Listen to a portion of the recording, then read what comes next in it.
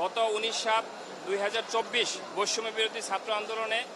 হাফেজ মাওলানা এই বৈষম্য বিরোধী আন্দোলনে অংশগ্রহণ করার পরে জুমার নামাজের পরে 3টায় এই যে আসামিরা আছে টোটাল 56 জন আসামি, তাদের নির্দেশে 1 থেকে 6 নম্বর আসামি নির্দেশে অন্য আসামিদের প্রত্যক্ষ পরোক্ষভাবে গুলি করার পরে পিঠ ভেদ করে সে অসুস্থ অবস্থায় উত্তরে আধুনিক মেডিকেল যে হাসপাতাল আছে এই হাসপাতালে চিকিৎসাধীন অবস্থায় পরের দিন সে মৃত্যুবরণ করে। আমরা এই বিষয়টা উত্তরা থানাধীন অর্থাৎ MM 22 নম্বর কোর্টে এই সিআর মামলা দায়ের করলে এই বিজ্ঞ আদালত আমাদের RTVর একটা ফুটেজ রয়েছে স্পেসিফিক, ওই ফুটেজের ভিত্তিতে পাশাপাশি অন্য ছবি যেটা আছে আন্দোলনের ছবি আছে এগুলোর ভিত্তিতে মেডিকেল রিপোর্টের ভিত্তিতে আজকে 1 নম্বর আসামি সাবেক প্রধানমন্ত্রী শেখ হাসিনা উবাইদুল কাদের সহ এবং সাবেক স্বরাষ্ট্রমন্ত্রী আসাদুজ্জামান কামাল সহ টোটাল 56 জন আসামিদের বিরুদ্ধে FIR হিসাবে নেওয়ার জন্য নির্দেশ প্রদান করেন এবং অত্র মামলার যে বাদী অর্থাৎ ভিকটিমের যে চাচা আশরাফ সিদ্দিকী আমাদের মাঝে উপস্থিত আছেন এবং তিনি বলেছেন যে ভিকটিমের যে ডিসিজ যে মারা গিয়েছে তার বাবা বিদেশ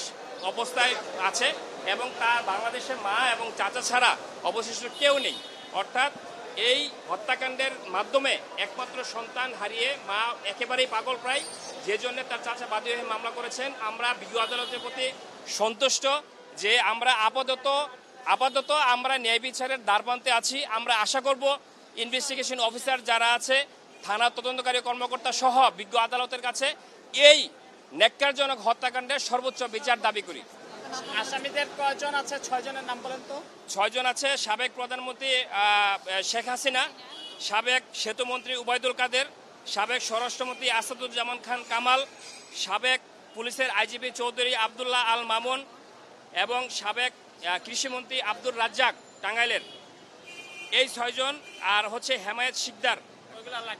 এগুলা ছাড়া অন্য 56 জন আসামি রয়েছে এবং মূল ভিডিও ফুটেজটা ছিল RTVর, যেটার ভিত্তিতে আদালত সন্তুষ্ট হয়ে এই FIR হিসাবে ট্রিট করেছে এবং স্পেসিফিক এই মামলার যে ডিসিজড যিনি মৃত্যুবরণ করেছেন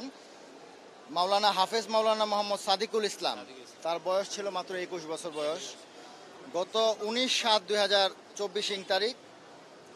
শুক্রবার বেলা অনুমান 3 ঘটিকা থেকে 4 ঘটিকার সময় উত্তরা আধুনিক মেডিকেল কলেজের সামনে তাকে এই স্বৈরাচার শেখ হাসিনা সরকার এবং স্বৈরাচার হাসিনা এবং তার দোসরদের নির্দেশে তার বুকে বুলেট বিদ্ধ হয় এবং পরবর্তীতে তাকে আধুনিক মেডিকেল কলেজ হাসপাতালে ভর্তি করা হয়। ভর্তির পর একদিন পরে সে মারা যায়। সে একজন খুবই মেধাবী ছাত্র ছিল এবং কোরআনের হাফেজ ছিল। আমরা তার এই মৃত্যুকে কেন্দ্র করে আমরা শেখ হাসিনার যে মন্ত্রী পরিষদ আছে সেই সব সদস্য এবং যারা এই হত্যাকাণ্ডের সাথে জড়িত ছিল তাদের উদ্দেশ্যে আমরা মামলা করেছি এবং আমরা RTVকে কৃতজ্ঞতা জানাই যে RTVর একটা রিপোর্ট হয়েছিল, সেই রিপোর্টের ভিত্তিতে বিজ্ঞ আদালত থেকেও আমরা এই রিপোর্ট দেখিয়েছি এবং বিজ্ঞ আদালত এই রিপোর্ট দেখে ঘটনার প্রাথমিকভাবে প্রতীয়মান হয় বিজ্ঞ আদালত মামলাটি এজাহার হিসেবে ট্রিট করার জন্য উত্তরা থানাকে নির্দেশ দিয়েছে।